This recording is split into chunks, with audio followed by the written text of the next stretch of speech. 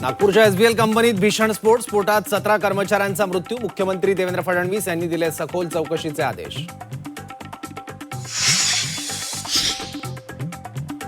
एआयबीच्या अहवालानंतर दोन्ही राष्ट्रवादी आक्रमक. एआयबीचा दिशाभूल करणारा अहवाल असल्याचा आरोप.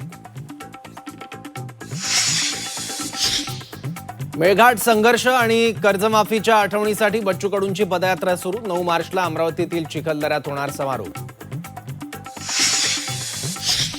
अमरावतीच्या सीताबाई संगई केंद्रावर 10वीच्या उत्तरपत्रिका चोरीचा प्रयत्न.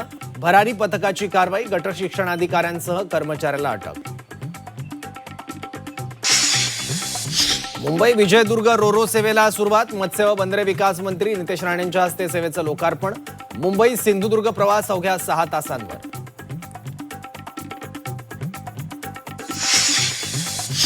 होळीपूर्वीच महागाईचा भडका. व्यावसायिक गॅस सिलेंडर 31 रुपयांनी महागला.